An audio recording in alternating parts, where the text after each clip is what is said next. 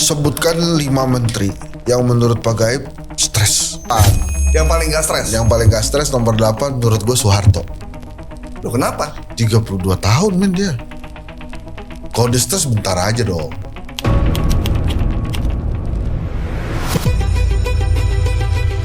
Menit ya, beberapa jam yang lalu lah ya. Angka itu lahir dari Ada seorang miris, saya nggak usah sebutkan namanya itu. Soekarno itu dia PMI kan.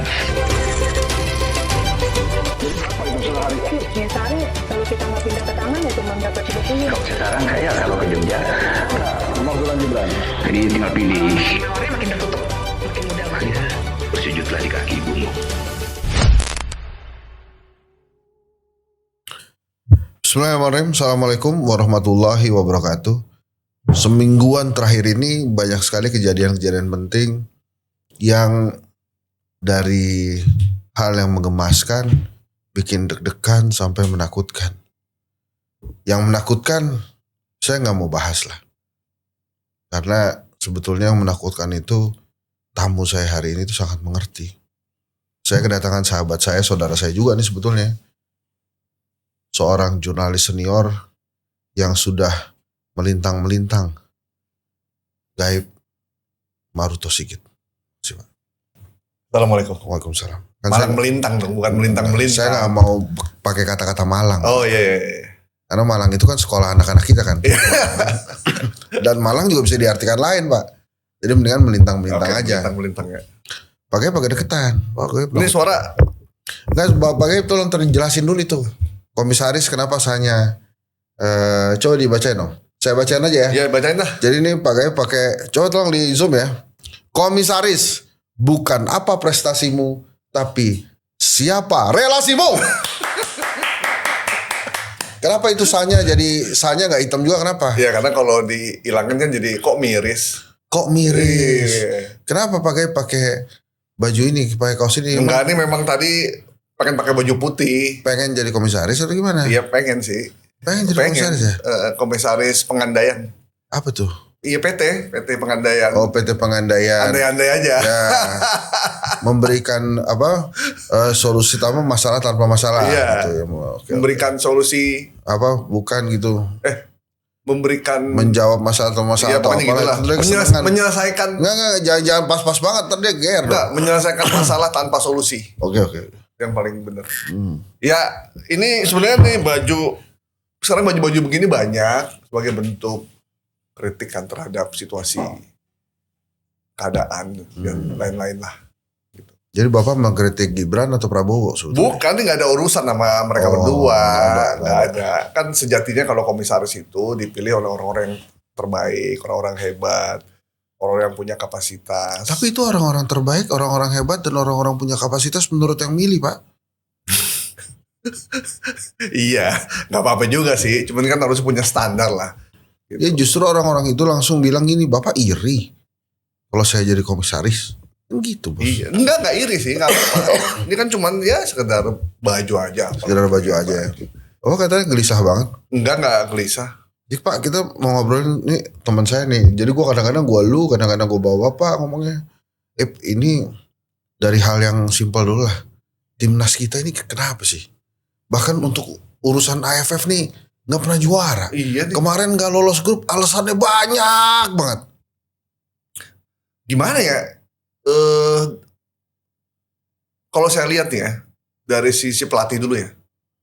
Ini pelatih ini kan pelatih Eropa. Yang lama di Amerika, di Kanada, segala macam lah ya. Tahu nggak asisten pelatihnya ada nggak orang lokal?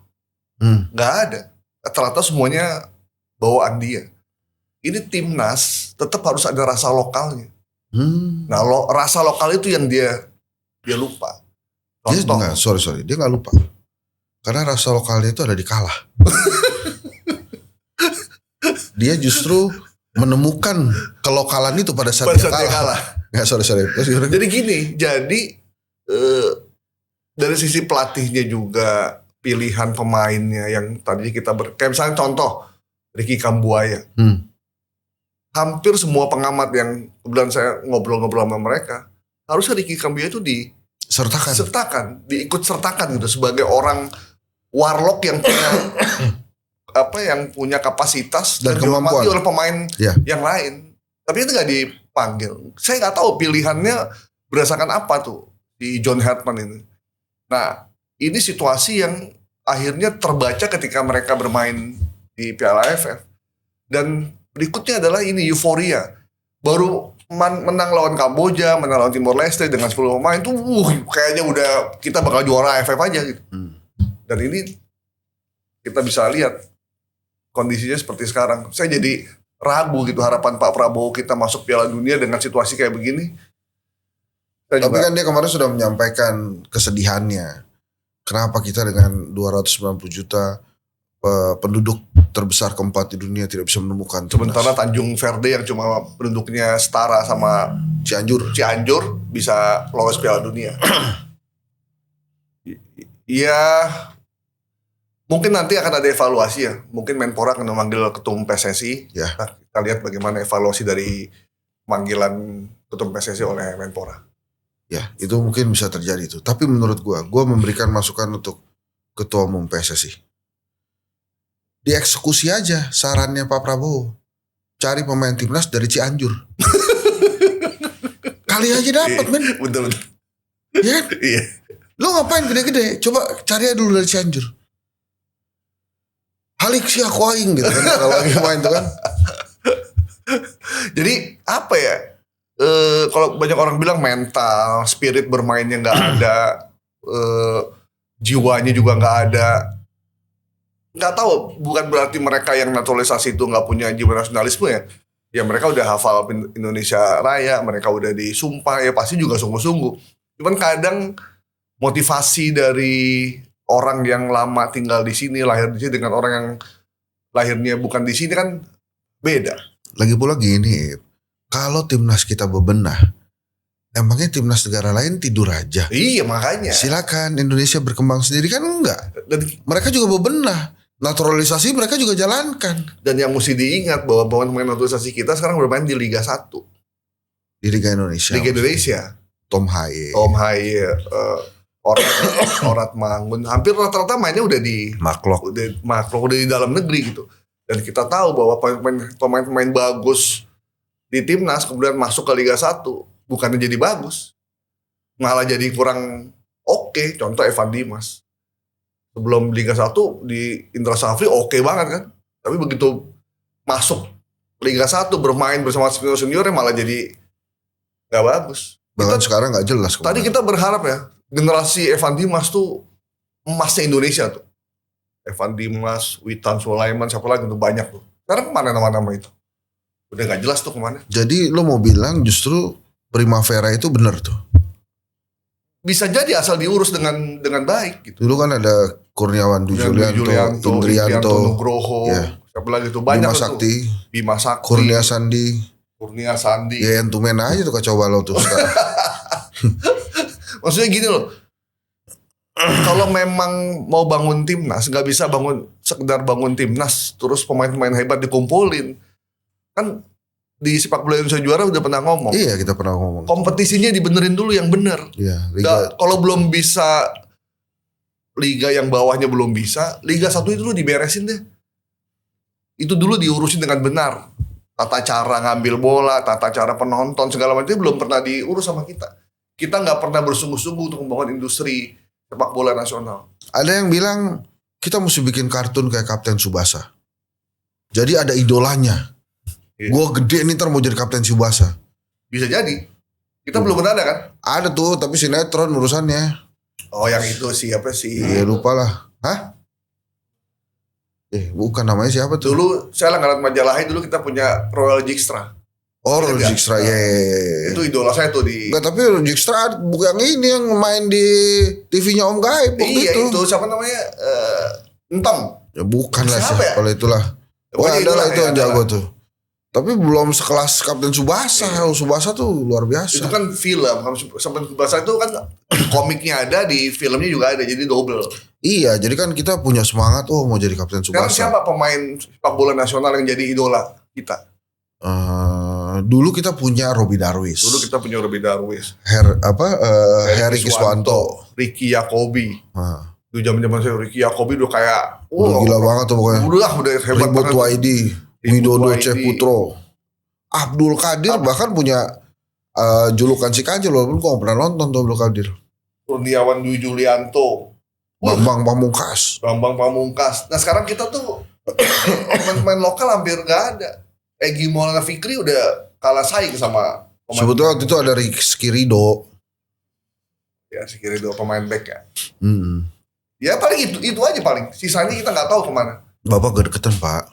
Oh kejauhan ya? Iya, tarik aja kursinya. Gak usah lah, dia begini aja dah. Pak, kenapa kemudian ini gue bahas? Karena ini seperti melengkapi penderitaan kita dan melengkapi cobaan kita gitu, sebagai orang Indonesia. Jadi Argentina itu negara yang kaya tapi miskin. Dia itu negara yang pemerintahnya sering berantem, inflasinya tinggi, harga barang tinggi, udah berat lah mereka. Tapi sempat mereka terhibur dengan Sepak bola. Juara dunia 2 kali. Juara dunia 2 kali, kemarin hampir masuk Piala Dunia. Bahkan ketika Piala Dunia itu hampir juara itu Argentina tuh kayak negara yang kembali normal gitu. Tapi setelah Piala Dunia kelar ya kembali lagi seperti ini. Maroko. Kurang apa Maroko? Maroko itu sekarang mirip-mirip kita nih. Anak mudanya banyak, tapi sulit mendapatkan pekerjaan. Mereka yang makmur, mereka yang dekat dengan penguasa. Pengusahanya dekat dengan kekuasaan. Infrastruktur dibangun, tapi cuma di kota. Di desa-desa menyedihkan. Sementara jumlah tenaga kerja muda mereka itu tinggi sekali. Lapangan kerja nggak ada. Akhirnya mereka pada pindah. Pada eksodus. 6.000 orang tuh banyak loh. Ke salah satu kota namanya Ceuta kalau nggak salah.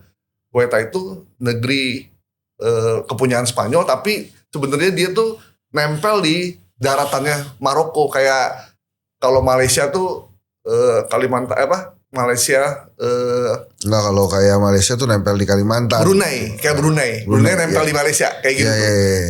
Nah, mereka tuh menganggap bahwa di Ceuta ini lebih punya masa depan, lebih bagus, masa depan, pekerjaan. Akhirnya mereka lama-lama eksodus ke sana, walaupun banyak yang meninggal juga di tengah laut. Dan ketika mereka datang nggak seperti yang mereka kira. Itu tetap di Maroko juga, cuman bedanya pengelolaannya oleh Spanyol. Nah, itu yang terjadi sekarang nih gitu. Tapi sepak bola membuat mereka lupa tuh kemarin. Sepak bola membuat mereka lupa, membuat mereka senang. Tapi begitu sepak bola selesai ya nggak ada hiburan yang mereka ekspos. Nah kita juga begitu sekarang. Nggak usah Piala Dunia deh. Kita SEA Games aja kita udah juara, udah seneng. AFF kita juga seneng. Belum pernah juara. Ya bukan, maksudnya kalau mereka masuk finalnya kita udah seneng. Kan kita masuk final pernah kan, tapi gagal. Sering kita masuk final mah. Jadi apa ya? Kasihan orang Indonesia ini. Gitu. Salah satunya hiburan yang membuat mereka bisa bangga, bisa melepaskan lelah itu nggak ada. Apakah kita perlu membuka pelatihan level dunia untuk negara-negara lain? Pelatihan menghadapi cobaan. Sekarang kan banyak orang tenang. Nggak, kalau Anda mau masuk surga nggak usah jauh-jauh, datang aja ke negeri kami. Karena di negeri kami cobaan itu begitu berat. Jika mereka yang dicoba, insya Allah masuk surga. Ada yang kayak begitu ngomongnya. Tadi sisi sepak bola, kelihatannya cobaan buat kita nih nggak berhenti gitu. Lo kaos komisaris ini juga cobaan juga buat kita karena banyak banget ternyata komisaris kita tuh, ini bukannya gue meremehkan lulusan SMA ya, cuma lulusan SMA. Jadi di CV-nya itu cuma ditulis mulai kuliah gitu. Kalau kita kan di CV kita kan walaupun ISIP gitu ya, lulus tahun berapa gitu. Unpad tahun berapa yang lulusnya. Nah ini tulisnya mulai kuliah. Emang sih gaya-gaya. Fakultas kedokteran, fakultas hukum, fakultas teknik apa gitu. Ya tapi tetap aja. Kalau tulisannya mulai kuliah, kan lu gak lulus. Iya. Tapi dia juga bisa jadi komisaris. Ini bukan tentang, kalau kemarin kan presiden bilang, sekolahnya belum tentu bagus gitu ya. Gue pakai kata belum tentu nih karena kan kita nggak tahu juga. Tapi gimana ya, Be? Lu nulis komisaris gue jadi inget tuh. How this country value education. Bahkan sebetulnya Pak Prabowo tuh mungkin memahami bahwa sekolah kita tuh gak bagus-bagus. ITB tuh kurang oke. UGM apalagi hasilnya kemarin begitu. Sampai sekarang masih misteri jasanya kan. Didirikanlah URI, Universitas Republik Indonesia. Jadi sebenarnya presiden kita ini mencoba beberapa solusi-solusi yang mungkin bisa membuat Indonesia keluar dari keterpurukan. URI, Koperasi Merah Putih, MBG. Tapi ekonomi keluarga gak bagus-bagus nih. Gimana menurut lo? Aduh. Kan presiden bilang kepintaran bukan dari sekolah. Tapi dari tempat lain. Di luar. Contohnya Bahlil. Yang kemarin tuh waktu peluncuran buku. Dan apa yang disampaikan presiden sebenarnya mungkin maksudnya gak begitu ya.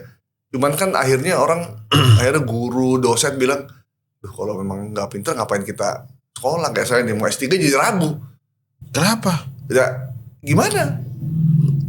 Orang kepintaran bukan cari di sekolah. Kan kalau lo S3, gue S3, kita bisa mewujudkan mimpi kita waktu kita kecil. Main doktor-doktoran. Ya gak? Padahal kita udah dokter beneran. Iya. Ngambil S3 emang setelah itu ngelamar pekerjaan langsung dapet. Podcaster minimal. Minimal podcaster kan. Iya. Coba sebutin podcaster yang udah S3. Banyak loh ya. Banyak ya? Ih, Renald Kasali. Oh iya. Akbar Faisal. Kasian ya? Enggak kasihan emang gitu jenjang karirnya. Ya gitu ya. Gitu. Sementara yang enggak S3 atau enggak S1 langsung jadi komisaris. Mendingan gak usah sekolah. Mendingan saya SMA aja, begitu jadi komisaris lagi kuliah. Kan aman kayak gitu. Sebenarnya sih belum tentu ya. Jalan hidup orang. Tapi the way kita menertawakan atau menghibur diri kita, itu orang Indonesia menurut gua juara loh. Bos, ada yang bilang gini, andai nih ya, Indonesia itu masyarakatnya tidak religius, mungkin mereka udah bunuh diri. Ada yang bilang begitu. Mau berangkat kerja macet, berjam-jam di jalan, dan rela mengulanginya besoknya. Sampai kantor dimarahin sama bosnya. Kerja ulang begitu lagi. Begitu gajian habis buat bayar utang, dipotong buat bayar ini belum bayar pajak kan sekarang udah mulai ditingkatkan lagi nih. Mereka tidak bunuh diri aja itu udah bagus banget. Itu kenapa? Karena mereka punya konsep yang namanya, ada yang bilang qanaah, menerima apa adanya. Ya udah pemerintah begini, ya udah terima aja. Insya Allah nanti akan lebih baik. Dapat gaji segini ya udahlah. Yang penting kita udah usaha. Yang penting kita tuh ingat sama tanah air. Tanah air, ku tidak kulupakan. Nah, karakter-karakter ini yang akhirnya membuat mereka merilis juga. Ya udahlah gitu. Dan tempat untuk kita melakukan katarsis tuh banyak banget. Kelas menengah itu bahkan mereka berat loh. Mereka berat banget hidupnya. Nggak dapat nggak dapat bansos, gajinya berkurang, segala macam tunjangan, ada yang dikurangin gajinya sedikit. Cuman mereka butuh tempat kan, butuh katarsis. Kenapa padel itu tetap ramai dan tempatnya selalu ada? Iya. Cara kelas menengah itu ya main padel. Iya itu kafe. Di FGD-nya kedai kopi pernah terungkap, nggak apa-apa deh, anak sekolah, anak gua lesnya nunggak asal tetap bisa main padel. Karena kalau mereka nggak main padel, stres bos. Mereka ada tabungan buat misalkan buat umroh atau buat mereka ke luar negeri. Tapi kan nggak mungkin nggak sampai situasi begini. Ya udahlah akhirnya dipakai. Ya udah buat main padel, buat ke kafe, buat tetap, makanya Jogja semua tetap ramai ya karena itu uang yang harusnya mereka simpan ini real nih untuk kepentingan yang lebih besar, karena nggak mungkin mereka capai itu, akhirnya mereka ambil dikit-dikit untuk mereka rilis untuk kelas menengah. Nah kalau mereka beruntung ada tabungan umroh, ngadu sama Allah. Nah itu hebat ya. Udahlah top dah orang Indonesia tuh nggak ada duanya. Jadi Yang kelas bawahnya, kelas pekerja, kaum urban, mereka rilis juga. Mereka ke BKT. Kalau yang di Jakarta, Iya. banjir Kantang Timur, Iya. tempatnya adem, mereka bisa belanja, mereka bisa makan di pinggir kali. Lah, ngapain tuh kalinya kali sungai? Itu riverside. Bukan pinggir kali. Riverside. Saya sempat ngobrol sama mereka, ya bahwa anaknya gambar di pinggir kali itu bentuk rilis mereka. Eco Park. Bisa naik prosotan, Iya. naik lagi kemana. Murah nggak bayar, Udah kayak Disneyland. pulang bikin makan sambil makan cilok 5.000 udah dapat segala macem. Jadi orang Indonesia tuh punya cara untuk melepaskan kepenatan dengan situasi yang berat. Sebenarnya ini jadi modal sosial buat pemerintah siapapun tuh rezim. Udah modal sebenarnya, cuman sayangnya pemerintah nggak ngelihat itu sebagai bagian dari hal penting dalam pemerintahan mereka. Berarti Ferry Latuhihin mengkritisi Purbaya dalam rangka itu. Nah itu menghibur dirinya. Rilis gitu. Masing-masing kayak saya menghibur diri saya dengan pakai baju. Saya punya baju banyak yang terkait dengan kritik sosial, situasi yang berat. Pasti lo punya korup PSSI kan. Ada baju tulisannya situasinya sudah menjadi situasu. Setiap orang punya caranya masing-masing. Ada yang ngopi, ada yang ini, ada yang pakai ini, ada yang podcast, ada yang ketik, biarin aja. Justru kalau dibungkam, nah itu berbahaya. Tapi akhir-akhir ini muncul yang memang sebetulnya udah ada di jati diri orang Indonesia, budaya amok. Gue nggak tahu lah itu jati diri atau bukan, tapi Amok kita ya. dekat lah itu dengan budaya amok itu. Dan akhir-akhir ini muncul menurut gue terlalu dini ya, dan untuk urusan remeh. Nasi uduk lupa kerupuk misalnya, atau ada orang senggolan, emosi gitu. Menurut lo itu juga cara orang Indonesia menghadapi masalah atau udah nggak tahan aja, emosi aja? Nah kalau budaya amok berantem di jalan itu iya, panas-panasan, utang ada, hidup berat, tiba-tiba senggolan sama mobil, sambil senggolan, jadi emosinya tuh makin. Orang kan kalau naik motor, kalau ngeliat mobil tuh bukannya dasarnya orang kaya. Padahal orang yang di mobil itu Stres juga sebenarnya. stres juga lagi mikirin gimana bayar cicilannya. bayar cicilannya gitu. Ditabrak. Jadi sama-sama berat sebenarnya mereka gitu. Tapi kalau yang amuk massa, melibatkan massa banyak, ya itu psikologi massa yang bisa jadi ada settingan juga, dibikin juga. Tapi kalau memang mereka emosian sekarang ya wajar lah dalam situasi yang berat gini. Wakil Presiden, menurut lo merasakan nggak beban masyarakat? Atau dia udah punya beban sendiri emang? Menurut saya Wakil Presiden stres juga. Kenapa? Dia butuh rilis juga, makanya dia ke Papua, jalan ke sini. Kan itu cara dia kan untuk, mungkin dia bingung kan, dia mesti ngapain ya? Mungkin dia iri. Anak-anak seusia dia, ya, anak-anak seusia dia tuh masih main-main malam, bisa ngopi-ngopi, santai. Sementara dia harus mikirin negara gitu, makanya mempertanggungjawabkan kualitasnya. Kenapa ya orang kok nyerang-nyerang saya terus, dibilang saya belum mampu gitu, mikir kali dia. Bisa jadi. Makanya cara dia melepaskan tekanan terhadap dia dengan apa ya? Dengan dia jalan keluar kemana gitu. Bisa macam-macam.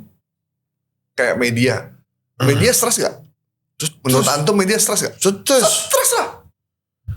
Media stres. Stres banget. Iklan gak banyak. Ekonomi gak tumbuh. Pembaca keambil sama media online. Bukan media sosial. Homeless. Podcast. Kayak Bang Hensat udah punya lembaga kedai kopi. Punya lembaga ini. Masih ngambil jatah kita juga. Sementara media kerjaannya cuma itu aja. Berat kondisinya sekarang media. Belum lagi kalau naikin berita langsung di telepon. Ini gak boleh, itu gak boleh. Pendengarnya atau penontonnya, pembacanya pergi. Kalau kritik pemerintah juga berhati-hati, gak bisa sembarangan. Sehingga, tapi iklannya juga gak masuk. Jadi orang-orang media bilang, terus kita mesti gimana situasinya. Dan ini yang terjadi sekarang. Reza Rahardian itu stres gak? Kan dia bintang film besar, mana-mana orang kenal. Menurut lu stres gak? Stres juga. Kenapa? Kan dia setiap kali main film pasti naik. Harga 1 miliar katanya. Iya. Ya, bayarannya. Oh. Gila ya. Ya mungkin dia stres juga, cuma kita nggak tahu bentuk stresnya. Kan dia salah satu pemain film yang lumayan punya kepedulian ya terhadap situasi yang sekarang. Raffi Ahmad stres gak? Gua rasa stres juga. Stres juga. Setiap kali lihat mesin cuci deg-degan. Enggak Kenapa dong. gue dikait-kaitkan dengan itu Iya terus bener. gitu kan. Padahal belum tentu juga. Gue sih yakin Raffi Ahmad gak ada kaitannya sama mesin cuci. Nggak ada kaitannya. Emang dia cerdas aja. Cerdas. Jadi Raffi Ahmad stres. Raffi itu stres. Dia mesti ngurusin perusahaannya. Dia mesti ngurusin keluarganya. Dia mesti jadi penghubung. Kan dia tim utusan presiden. Berarti kan utusan presiden penghubung kan. Apalagi perusahaan. Terus ya banyak yang diurusin tuh. Temen-temennya segala macem.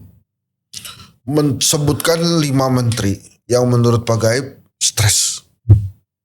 Nomor 1 Purbaya. Kenapa tuh? Ngurusin Ferry Latuhinnya gak beres-beres. Dia kesel banget katanya Ferry Latuhin. Kenapa lu pikir Purbaya gak beres-beres ekonominya? Bukan. Dalam situasi yang sekarang, dia harus jagain APBN tetap sehat. Dengan segala pengeluaran yang mungkin di luar yang pernah dia bayangkan. Tadinya sebagai menteri Di awal-awal. Di awal-awal dia pikir gampang. Iya. Ternyata harus ada MBG, ada KDMP, ada ini, ada itu. Yang mungkin dalam hatinya, duh kok begini ya. Mungkin dia gak bisa ngapa-ngapain. Oke, next. Yang kedua. Yang stres ya? Yang stres.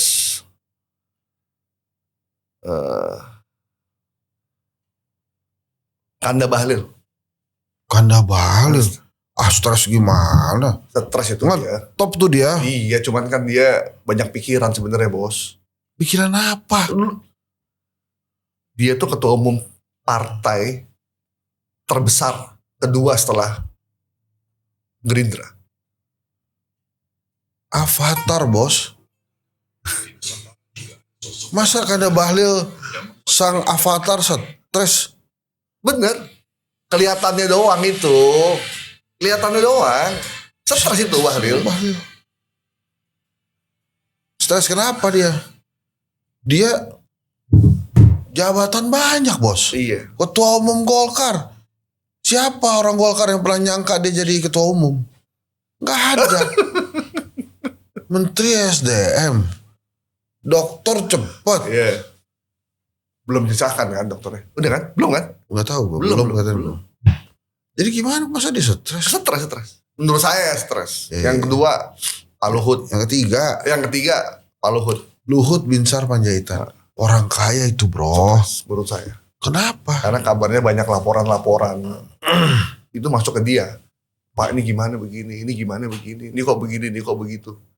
Cuman kan Pak Luhut posisinya udah gak kayak dulu. Mikirnya juga udah terbatas. Mikirnya Udah malas lah ya. terbatas. Dia mau masuk ke sini susah, mau ke sini susah. Kalau dulu kan zaman Pak Jokowi, ada pengusaha ngadu, langsung kelar. Kenapa dia gak milih pensiun kalau menurut lo dia stres? Takut lebih stres lagi kalau pensiun. Iya. Orang biasa kerja tiba-tiba gak kerja kan Stres juga ya. stres juga. Yang pertama Purbaya, yang kedua Bahlil, yang ketiga Pak Luhut. Pak Luhut Binsar Panjaitan. Apalagi Yang keempat stres.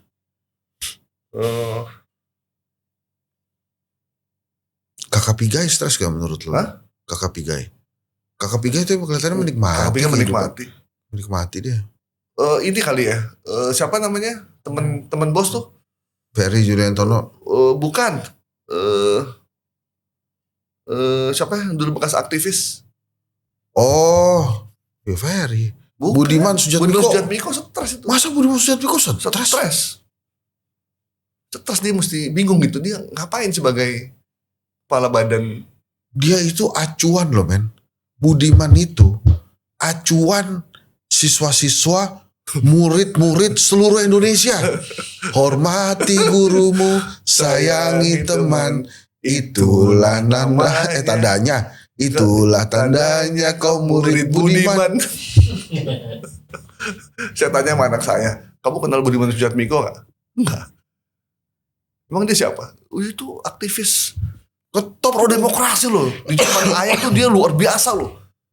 Idola. Orang yang bikin partai pertama di Indonesia melawan Pak Harto. Melawan Golkar. Tapi kan di zamannya banyak orang-orang yang mantan aktivis ini lupa bahwa dia masih merasa terkenal di anak-anak Gen Z. Ngomong di kampus, saya ini aktivis loh. Tapi kan anak Gen Z itu gak kenal dia siapa. Dia taunya Panji, Raditya Dika. Dia gak kenal namanya Budiman, dia gak kenal namanya Fahri Hamzah. Yang kenal itu kan kita. Jadi kadang orang-orang ini merasa dia masih terkenal di semua kalangan. Padahal dia cuma dikenal di kalangan kita nih. Jadi para milenial. Ya? Jadi stres juga. Kalau Meriam Belina zaman dulu main film, hari ini masih main film ya, masih sinetron. Jadi aktivis yang sekarang, yang dulu, sekarang ini ya buat Gen Z bukan siapa-siapa. Kayak kita nih. Contohnya Sahrir atau siapa ya? Siapa Malari tuh? Hariman Siregar. Buat ibu saya Hariman itu Masya Allah, pejuang. Tapi buat saya, siapa ini Hariman? Cuma kita baca di buku juga sekilas-sekilas doang. Yang sekarang masih hidup. Cuman kan dia bukan siapa-siapa buat jangan-jangan Obi Mesak dibandingin si semut merah lebih ngetop semut merah sekarang. Iya. Jadi kalau ketemu di jalan siapa lo? Gitu. Jadi tapi kalau semut merah tuh. Gitu. Iya. Bisa jadi tuh. Bisa jadi. Apalagi dia sekarang jadi kepala percepatan pengentasan kemiskinan. Yang mungkin dananya belum ada. Badan Percepatan Pengentasan Kemiskinan. Butuh dana? Ya butuh. Ada dananya? Ya enggak. Enggak ada. Terus ngapain? Itu mungkin kalau misalnya ya lagi di pengajian nih sebuah masjid gitu diundang. Ya masjid kita akan melakukan perbaikan. Mungkin semua orang langsung ngeliatin dia tuh. Pak. Yang kelima, Bang Kodari. Saya yakin dia stres. Ya karena dia sendiri kan pertanyaan kan. Kok dari? Pak Kodari itu saya pikir stres dia. Jadi padahal dia pengusaha juga loh men. Oh iya? Iya dia punya rumah makan banyak katanya. Serius? Ada punya ya, ntar kalau Kodari gak ngerasa ya dia kesini lah klarifikasi gak apa-apa. Yeah. Punya rumah makan restoran. Terus punya fashion baju tuh. Punya tambang juga katanya. Ini bukannya itu dulu Polster juga Indobarometer. Makanya gue pengen tahu juga tuh caranya Polster bisa punya tambang tuh gimana caranya? Gak punya itu usaha. Ya soalnya saya backgroundnya dosen sih ya. Ini besok saya nih kegiatan saya tuh hampir seminggu sekarang kalau nggak ngajar. Besok tuh ada bimbingan sidang tesis gue nguji sidang tesis. Tapi itu katanya itu yang membuat hidup tuh menjadi lebih hidup ketika hidup kita itu memberikan dampak buat hidup orang lain. Nah itu pakai teori yang pertama. Bagaimana orang Indonesia paling gampang menghibur diri. Iya itu. Dicari aja pokoknya. Tapi yang namanya kebaikan, sedekah kebaikan itu gak cuma berhenti di situ bos. Yeah. Ketika kita membimbing dan pembimbing kita itu berhasil lulus, kemudian lulus ini dia bekerja dan dia mendapatkan penghasilan, kebaikan yang dia lakukan itu nyampe juga ke guru-gurunya. Gue juga gitu. Oh iya. Dapat pahala juga gitu. Oh, dapat pahala juga. Itu dia orang Indonesia itu seneng banget sama iming-iming yang namanya pahala. Iya. Pokoknya dicari aja pahalanya. Cuman itu hiburan nih bos. Itu temen gue. Nikmat apa lagi? Yang apa tuh? Yang kau dustakan. Nikmat apa lagi yang kau dustakan? Tapi iya. Dia sambil makan ketan susu. Ini enak banget ketan susu. Nikmat apa lagi yang hendak kau dustakan? Tapi sebelumnya dia padel. Ya iyalah. Enak. Jadi kenikmatan hidup itu bukannya kita ini loh bos. Waduh nanti gue kalau udah ini gue punya perusahaan. jalan-jalan ke luar negeri, kemudian punya investasi, begitu udah pensiun nanti tinggal berkebun, nggak nyusahin orang, Financial freedom. Gila. Buat orang Indonesia itu emang cita-cita. Tapi kalau kita ngurusin itu doang, nggak nyampe, stres jadinya. Makanya kita disarankan untuk menikmati setiap apa yang kita lakukan, kita nikmati. Ya. Kita lagi podcast, nikmati aja nih. Lupain dulu tuh urusan utang segala macem. Habis ini kita makan, nikmati lagi makanannya. Jangan khawatirkan masa depan. Iya. Karena hari ini adalah masa depan yang pernah kau khawatirkan waktu itu. Cocok. Kok hafal bos? Hafal tuh kan si Emma Ainun Najib. Emang itu Najib. Kenduri cinta nih. Buktinya kita masih begini-begini. Dulu kita khawatir, aduh, anak gue lahir yang kedua bagaimana ya, kerjaan masih, ternyata bisa lulus dua-duanya. Bahkan Allah tuh udah ngasih tahu hidup ini permainan dan sudah gurau. Masya Allah. Tapi dia juga nanya, dia ngomong tuh, dia kasih 2 jalan. Tapi kenapa manusia tidak mengambil jalan yang terjal dan penuh tantangan? Selalu cari yang gampang gitu. Itu sebetulnya di Al-Quran udah ada tuh. Clear tuh ya? Clear. Ini begini. Sebenarnya kehidupan tuh gimana gitu. Tapi menurut gue orang Indonesia itu, mohon maaf ya, saya bukan ahli agama ya, jadi mohon maaf Ustadz ya, MUI segala. Kita tuh selalu terjebak dengan pahala. Lo hilang, kecopetan. Pikiran lo pertama apa? Kurang amal nih gue. Iya, padahal lo aja goblok gitu. Bener-bener. Terus kalau udah kerja keras, dapetnya segini-segini aja. Ya alhamdulillah. Allah emang ngasih segini. Orang lain belum tentu udah segini. Terus, Pak, kamu kok kerja udah bertahun-tahun segini aja? Oh, udahlah, uang gak dibawa mati. Iya. Kita mati cuma kain kafan doang. Yang kita persembahkan sama yang di atas cuma kain kafan. Selalu begitu. Kita lahir dalam kosong, meninggal pun kosong. Uang gak dibawa mati. Ada seorang motivator keuangan bilang, kalau ada yang bilang uang gak dibawa mati, mereka lupa bahwa mati juga perlu uang. Iya. Mati kan perlu uang, perlu beli ini, perlu beli itu, perlu ini, perlu itu. Jadi kalau dibilang uang gak dibawa mati, itu dogma yang orang yang katanya yang sebenarnya nggak bisa menghasilkan uang. Gitu. Padahal dengan kita punya uang, kita bisa melakukan segalanya. Katanya sih begitu. Cuman ya itu kan udah turun-temurun sejak lama ya. Dogma-dogma ini udah kita diajarkan oleh orang tua kita turun-temurun sampai ke bawah, akhirnya jadi budaya, jadi kebiasaan, kemudian jadi budaya. Kalau kita nggak dapet yang kita mau, ya udahlah, ini skenario Tuhan begini, kita jalani aja. Dalam satu sisi itu bener banget, tapi di sisi lain membuat kita jadi orang jadi lebih kaya dari kita ya. Jadi ada yang bilang bagaimana kita memperlakukan uang itu ya tergantung kitanya menilai uang. Ketika kita disuruh kerja nih, ini ada kerjaan siang, kita ada meeting, lalu kita malas-malasan, kita lebih pengen santai menikmati hidup. Dengan gue ngumpul sama keluarga deh, meeting gampang. Artinya keluarga itu ada di atas. Uang tuh ada berarti uang gak penting buat lu. Berarti keluarga aja. Kumpul gak makan gak makan, yang penting kumpul aja. Itu kejadian di orang-orang yang warisannya banyak. Jadi dia tajir nih, brojol. Tajir gua. Ngapain sih si Gaib sih? Siaran-siaran itu dulu kan. Ngapain sih dia resign kerja lagi? Gue pikir dia resign mau liburan gitu kan. Ngapain nih kadang-kadang orang Indonesia itu dia resign buat kerja lagi gitu. Misalnya dia resign udah liburan dong. Gitu kan. Gitu kan. Ya itu jadi gimana kita bagaimana kita menilai uang itu ya itu ketika kita mau ini kita main padel, berarti padel itu lebih penting daripada yang uang yang kita punya, katanya sih begitu. Nah ini mohon maaf lagi nih, tolong urutkan level presiden dari yang paling stres sama yang enggak.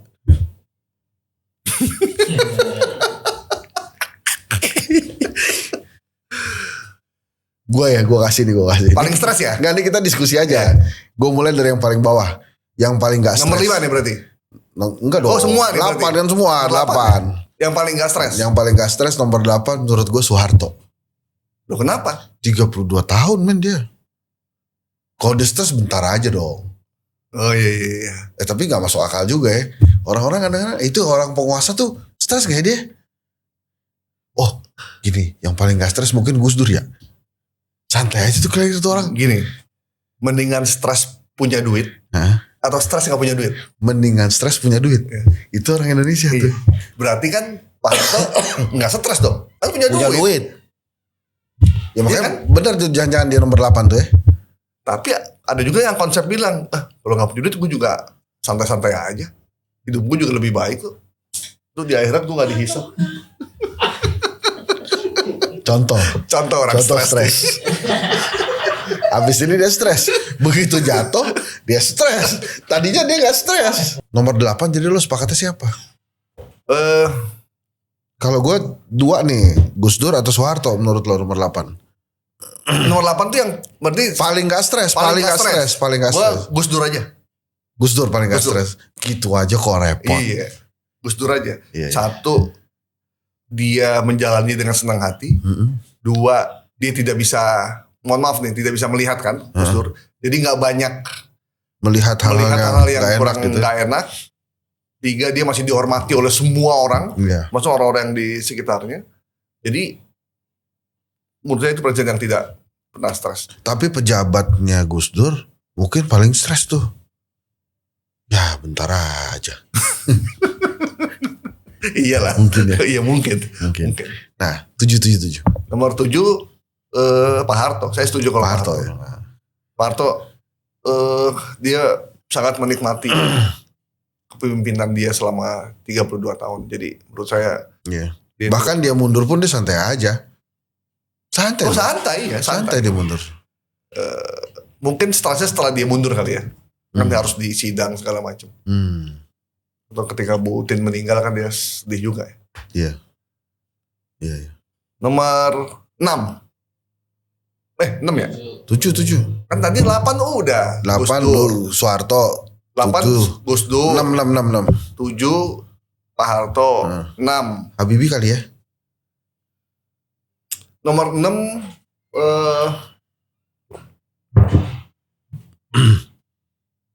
Habibie stres gak ya?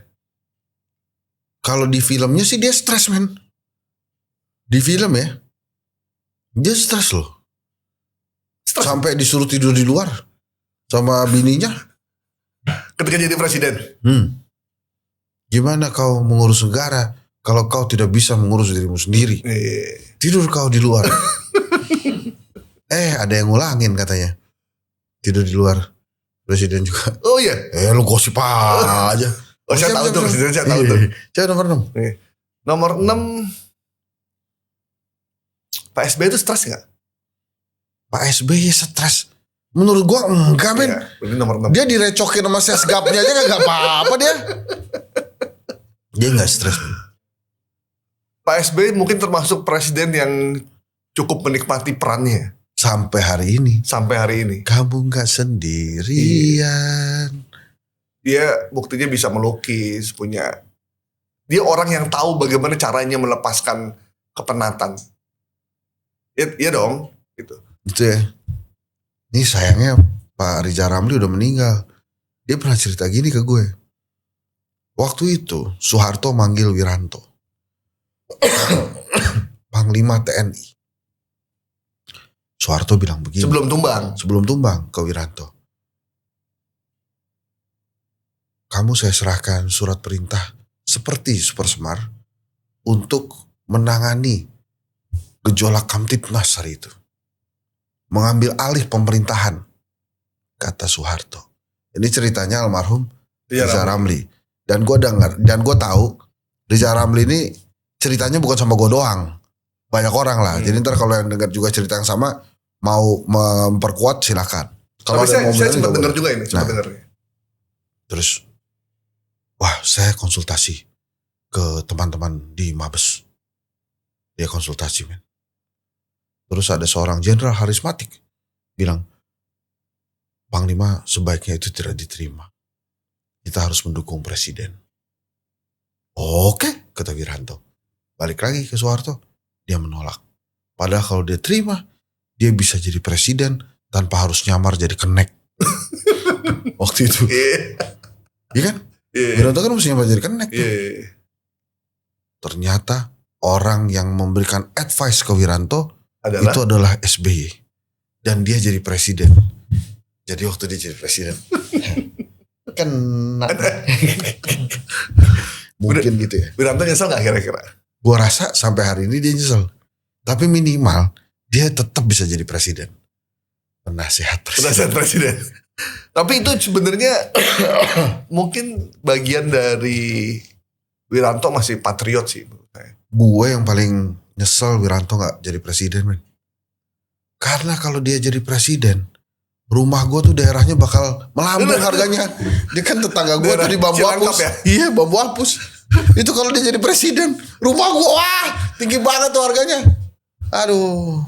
Jadi SBY 6. SBY nomor 6. Jadi yang paling gak stres yang pertama tadi siapa? Gus Dur, Gus Dur, Soeharto, SBY. SBY. Yang kelima di mana? 5. Yang kelima Habibie lah ya. Habibie. Habibie. Iya, boleh. Habibie kan cuma 2 2 tahun. tahun. Tapi dia juga menorehkan berbagai prestasi. Iya, luar biasa lah ya. Dan dia oke-oke aja. Oke gitu. aja. Dan ketika nggak jadi presiden pun laporannya kan nggak diterima sama Ya, MPR kan. ya. Dan dia santai aja. Ya. Kelihatan lah. Ya. Yang urutan ke tadi udah 8, 7, 6, 5, 4. 4 tuh berarti tinggal 2 ya? Belum dong, masih 4 lagi. Kan 8 kita punya presiden. Siapa lagi? Ya kan kita punya 8 presiden. Gila lo ya. Oh iya. Sisa lagi Megawati, Pak Jokowi, Pak Prabowo, terus siapa? Soekarno. Oh iya Soekarno. Bu Mega Yang stres. yang Enggak stres. Nomor 5 nomor nih. 5, Bu Mega. Bu Mega kan juga cuma sebentar kan? Iya. Tapi gue rasa dia stres, man. Enggak. Abis itu kali stres ya. Iya. Karena dia presiden pertama yang kalah dalam pemilu. Pemilu. Berarti itu orang demokratis banget tuh. Oh iya.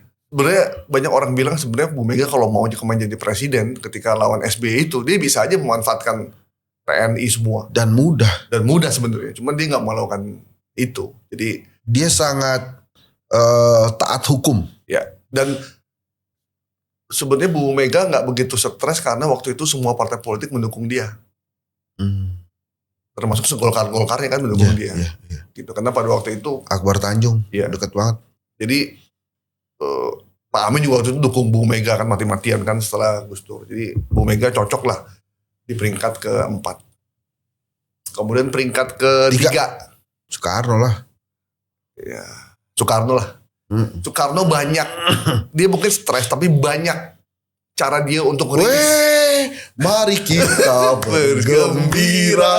bergembira semua. Itu dia Soekarno tuh. Dan suka Iya, makanya gitu cita. lah. Nah, itu Bing Slamet yang nyanyiin ya. Iya. Dia senang banget dengan lagu itu. Nah, jadi dia banyak rilisnya. Di setiap kota dia bisa menikmati keindahan. Dan dia menikmati itu. Iya. Karena dia mungkin juga merasakan bahwa negara ini merdeka ya karena dia naik turun juga. Iya. Walaupun kemerdekaannya sebenarnya dia nggak pengen. Ya banyak cerita lah soal kemerdekaan. Cuma setelah dia menjalani itu kan banyak orang Indonesia belum pada pinter, bos. Yang pinter kan cuma segelintir orang doang. Jadi dia ngapain aja semua orang juga dukung aja masyarakatnya. Gitu. Jadi kalau kita memimpin masyarakat yang belum pinter itu nggak stres. Karena kita ngomong apa aja dipercaya. Beda kalau memimpin orang yang pinter. Kita ngomong pasti ditanyain. Kok begini, kok begitu. Terus dikontenin segala macam, stres juga. Yang ke-7 ya? Ya. Ke-7. Iya benar. Ketiga dong. 3-1-2. Iya, nomor 2 Pak Jokowi. Oke, sebelum ya kan berarti kan lu pilihannya Prabowo terus Jokowi. Iya. Menurut gua dua-duanya ini kenapa mereka stres? Karena dua-duanya ini menghadapi trust issue yang lu bilang tadi. Iya. Dan era media sosialnya membabi buta. Iya. Stres deh. Stres. Dan mereka ini banyak Pak Jokowi ini banyak dapat dukungan dari pengusaha. Ya. Dan pengusaha juga kan dari such as a freelance. Yes. Kan gak ada makan siang gratis. Jadi ketika dia dukung, gue mesti begini dong, gue minta ini dong, itu bikin stres juga. Sementara itu bertentangan dengan apa yang udah dia yakini, bertentangan dengan janji kampanye segala macam. Belum rongrongan dari partainya waktu itu, PDIP. Terus ada partai koalisi. Belum lawannya Pak Prabowo kan dulu kan. Pak Prabowo, kemudian PKS, oposisi. Golkar ada di sana juga. Stres dia. Stres. Termasuk sekarang. Sekarang dia lebih stres lagi dia. Stresnya berkepanjangan. Iya. Gitu. Biar gitu kan. Nah, Pak Jokowi ini banyak ditinggalin juga sama para pendukungnya kan. Iya. Termasuk Rocky Gerung kan juga pendukung Jokowi, jangan salah. Pendukung Rocky Gerung dengan Jokowi itu ibarat Ferry Ratuwihin dengan Prabowo lah. Ya kan dulu dia lawan bakar Prabowo kan. Anies Baswedan Iya. kan dukung ini juga, dukung Pak Jokowi juga. Nah, ini menarik. Anies Baswedan dan Jokowi. Siapa ninggalin siapa menurut lo? Jokowi ninggalin Anies atau Anies ninggalin Jokowi? Ya karena dulu Anies pernah jadi menteri Jokowi, ya Jokowi yang ninggalin Anies lah. Iya. Karena waktu itu Anies dianggap ancaman untuk calon presiden 2019. Karena dengan program Anies yang mengantar anak sekolah di hari pertama. Di hari pertama. Mungkin Jokowi udah belajar tuh dari Pak SBY, dari segala macam yang Pak SBY jadi menteri pertahanan waktu itu ya. Ya. Terus ketemu Bu Mega ya. Bu Mega. Jadi udah wah ini kayak ancaman. Jadi orang-orang jadi buat teman-teman yang mau nyalonin sekarang, makanya banyak ketua partai sekarang nggak berani banyak gimmick. Nggak berani muncul. Nggak berani muncul. Bahkan bikin partai langsung pendukung Prabowo. Ada partai baru namanya Partai Rakyat Indonesia. Ketumnya Najarudin loh. Iya. Dulu bukannya dia Demokrat. korupsi ya? Iya. Yang lari ke Kolombia itu ya? Iya. Terus diriin partai. Diriin partai. Dukung Prabowo. Di Indonesia bisa kayak gitu ya? Iya. Iya. Bisa ya? Gue ngerti sekarang caranya gimana. Lu kita mau ngomongin ijazah aja gak biar lihat. Waduh duitnya masih banyak ya? Iya. Iya. Saya Najarudin nih. Waduh. Ya udahlah biarin lah. Iya. Karena kalau korupsi masih bisa dimaafkan. Kenapa Prabowo lo tempatkan sebagai presiden yang paling stres? Prabowo nomor 1 ya. 1 kan dia masih menjabat. Iya. Sekarang 2 dia meninggalkan warisan dari Pak Jokowi yang sangat banyak Dan jelek banget. Utang, kerjasama dengan beberapa kelompok, beberapa pihak, kereta cepat, apalagi itu banyak yang di IKN banyak gitu. Itu aja belum selesai. IKN itu berapa tahun nih? begitu Pak Prabowo kelihatannya temennya dikit ya. Orang pada takut sama dia kelihatannya. Bahkan Padahal orangnya lucu loh. pernah ketemu? Baik. Saya pernah Baik ketemu. ya. Bahkan Pak Prabowo sama menteri juga kurang komunikasi juga. Iya. Karena menteri agak sulit gitu. Kalau menurut gua belum tentu juga ya. Gua khawatirnya menteri-menteri itu gampang ketemu Pak Prabowo, tapi begitu ketemu kagak berani ngomong. Takut diomelin ya. Takut diomelin. Jadi diam aja. Gitu. Jadi katanya ada menteri yang daripada ketemu ngobrol tadi ditanyain gimana program lu. Ada cerita gini, ada menteri yang pernah ngadu gitu kan, mengadukan kinerja menteri lain karena kerjaan itu berhubungan dengan kementerian itu. Kata Pak Prabowo, kementerian itu udah bener belum kerjanya? Nah. Terus dia bilang apa? Hah? Terus dia bilang apa? Belum sih Pak. Ya urusannya kementerianmu dulu kan. Tapi kenapa ya walaupun stres orang berebutan jadi penguasa? Karena enak sekali jadi penguasa. Berkaitan dengan jawaban lo tadi. Lebih baik yang mana? Berkuasa tapi stres atau stres tapi gak berkuasa? Gitu. Jadi saya datang ke rumah menteri. Ya. Menterinya gak usah disebut namanya Ya siapa. gak usah sebut lah. Ya. Itu memang enak sekali jadi menteri di Indonesia ya. Udah ada ajudannya, pengawalnya, mobilnya, semuanya udah disiapin. Makanan juga udah. Makanannya semua kita datang. Gila. Remote AC-nya disediain. Iya. Mau AC-AC-nya. Masya Allah jadi menteri di Indonesia emang luar biasa. Rumah tangganya juga jadi ada penanggung jawab rumah tangganya.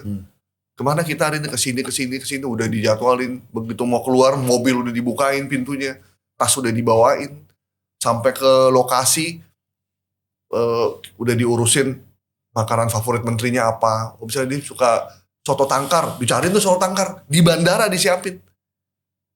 Kok disiapin soto tangkar? Takutnya menteri nanyain dia suka makan. Begitu. Ya lo kalau mau makan soto tangkar jangan di bandara. Begitu datang bandara nggak dimakan juga soto tangkarnya. Yang penting udah disiapin. Takutnya menteri nanya. Jadi kenapa dia nggak begini ya? Ditanya dulu menterinya, Bapak mau makan apa, baru disiapin.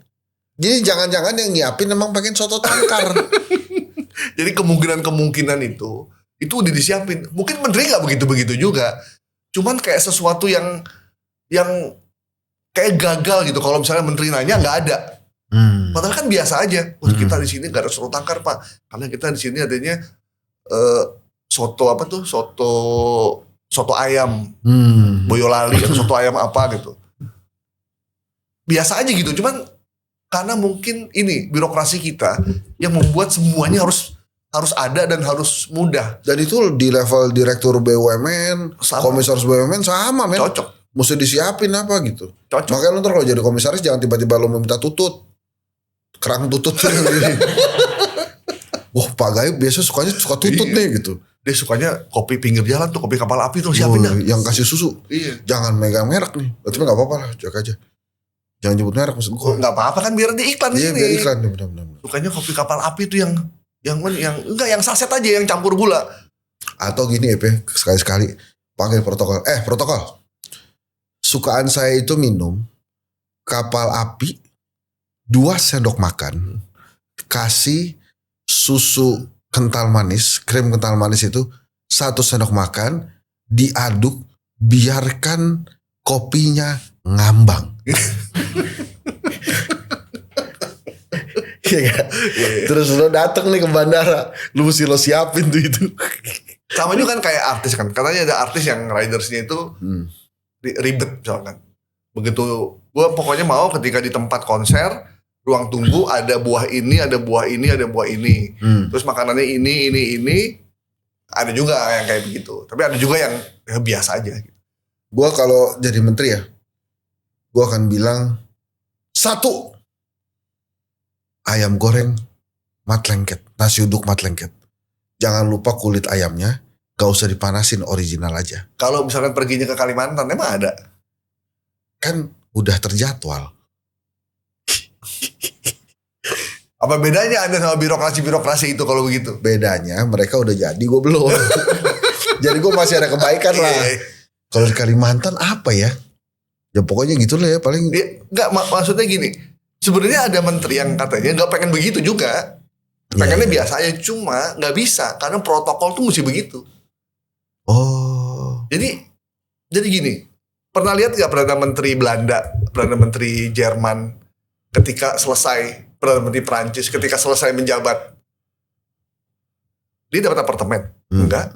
Dia dapat rumah. Naik sepeda dia pulang. Naik sepeda, terus oke ya, salaman, terus pulang ke toko buku jadi warga biasa aja. Karena buat mereka jabatan itu ya kontrak 5 tahun selesai udah. Itu ke toko buku nggak mungkin banget tuh buat mantan penguasa yang itu. Jadi dia terikat kontrak profesional sebagai Perdana Menteri. Yeah.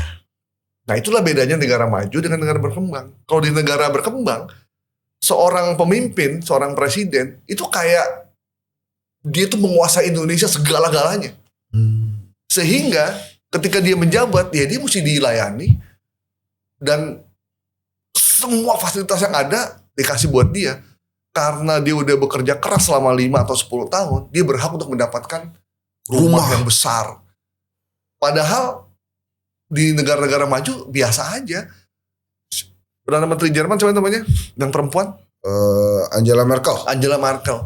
Ketika udah gak menjabat, dia masih tinggal di flat, apartemen, masak sama suaminya. Di tempat yang dia dulu pernah pergi ketika dia sebelum menjadi Perdana Menteri. Begitu kelar, ya ke situ lagi. Gak tahu dia punya villa atau enggak. Cuman yang jelas, lu misalnya selesai jadi pemret, tetap aja kembali ke rumah. iya. Makan ketoprak sama anak bini lo. Nggak tiba-tiba lo minta apa gitu kan sama Haritanu kan kagak juga kan. Iya, karena belum ada proyek oligarki nih yang ngasih 5 miliar gitu kan. Kita kan nih belum menjabat apa-apa, jadi bebas aja ngomong. Iya. Mungkin nanti kalau Bung Hensat jadi pejabat, atau saya jadi pejabat, Wah, insya Allah saya podcast kita amanah. dipotong lagi nih. Nah, insya Allah saya amanah, Pak. Kan udah sempat ditawarin jadi menteri katanya, jadi wamen. Saya denger ya. Saya dengar. Cuman Om Hensat kan menolak. Bener nggak? Saya dengar. Belum saatnya. Karena ada yang ngomongin ke saya begitu. Masih banyak yang lebih pantas. Taunya nggak pantas-pantas itu jadi menteri. Aduh. Bang, di Indonesia kan nungguin pantas. Diambil orang yang nggak pantas. Ya itulah. Diambil orang yang nggak pantas. Tapi yang lagi santer sekarang, Pak. Saya digosipin jadi dirut, Pak. Iya, itu bener gak sih? Katanya Om Hensat akan menjadi dirut di sebuah perusahaan media grup besar yang pernah ada di negeri ini. Dia punya TV, punya radio, punya media lengkap lah. OTT dan lain-lain. Iya. Itu bener gak? Yang baik-baik begitu, Pak. Kita aminin aja. Tapi asli ceritanya itu, Pak ya. Ini kita sekalian panas-panasin aja. Saya dipanggil, Pak. Ditawarin 3 perusahaan besar. Tadi yang pertama media besar, yang punya ini, punya itu. Karena dianggapnya saya kan S1-nya komunikasi, Pak. S2-nya komunikasi. S3-nya riset manajemen. Komunikasi juga? Komunikasi juga. Oh, berarti linear dong ya? Momentum politik, Pak. Iya. Jadi dianggapnya ngerti banget nih. Yang kedua gue jadi dirut Pertamina.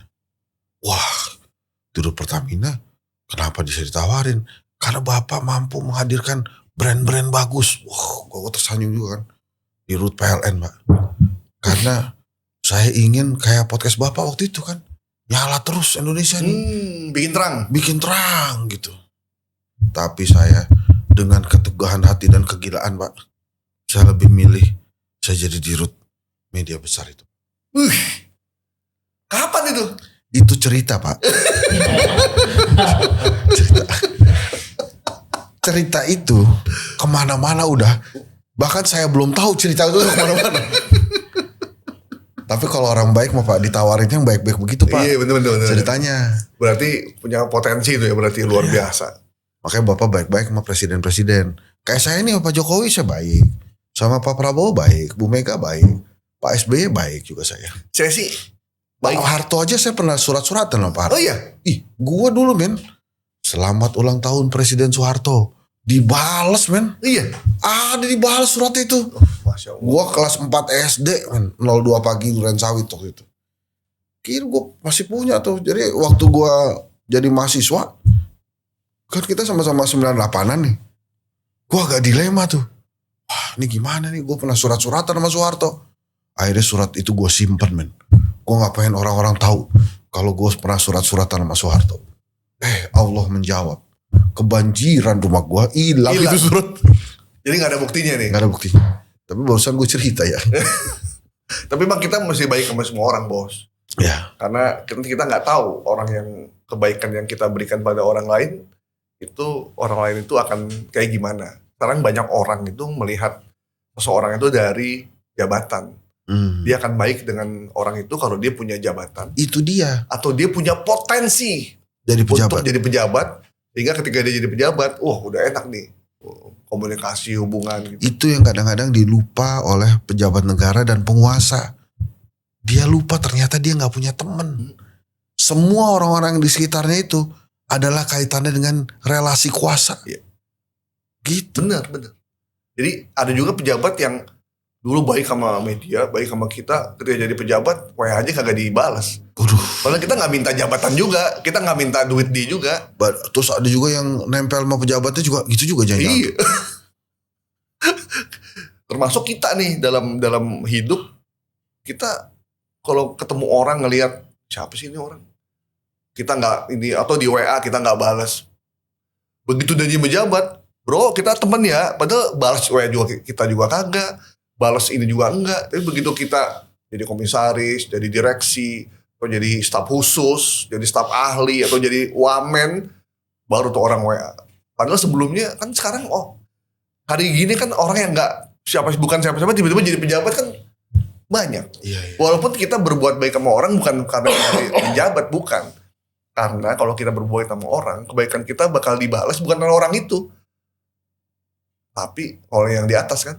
Dan kebaikan itu buat anak-anak kita nanti. Entah kapan tuh dibalasnya kita nggak Gak tahu, itu aja yang saya yakini. Makanya kalau ada reporter baru di kantor lama, tiba-tiba WA, Mas minta nomor ini dong.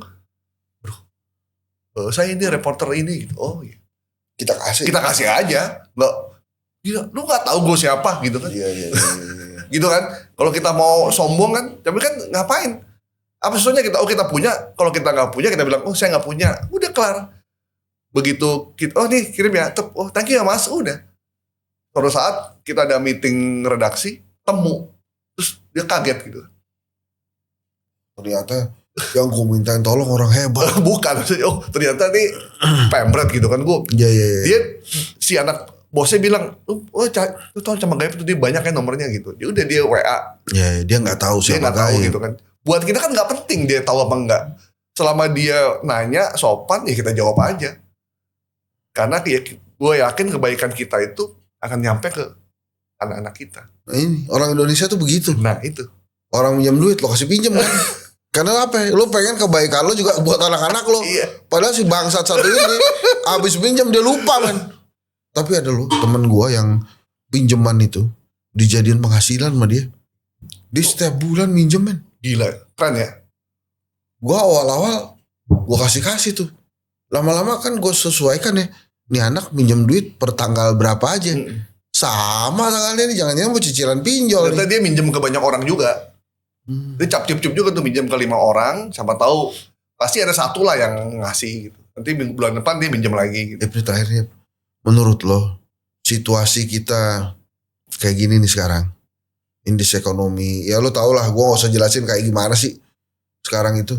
Ini mau sampai kapan ya? Sebenarnya kalau kita mau ngikutin yang membuat kita merasa kok berat banget gitu. Kok begini banget? Mungkin karena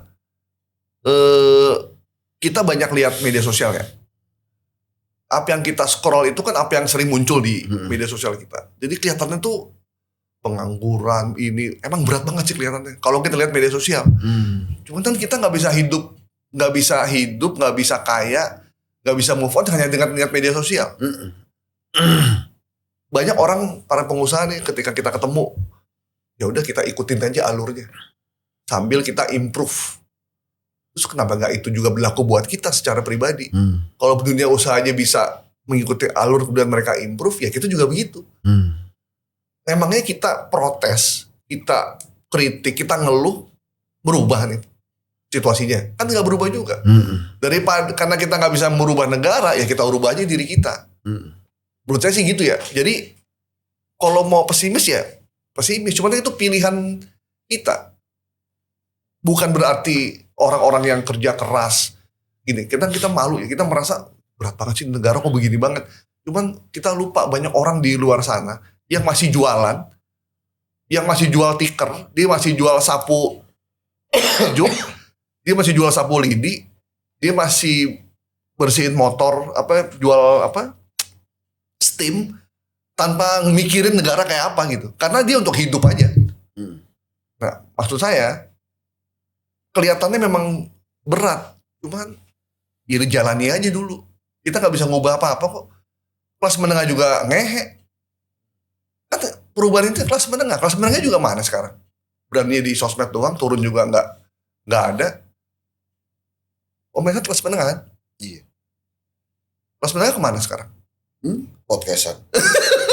Oke teman-teman, itulah ya Gaib Maruta Sigit. Terima kasih. Assalamualaikum warahmatullahi wabarakatuh.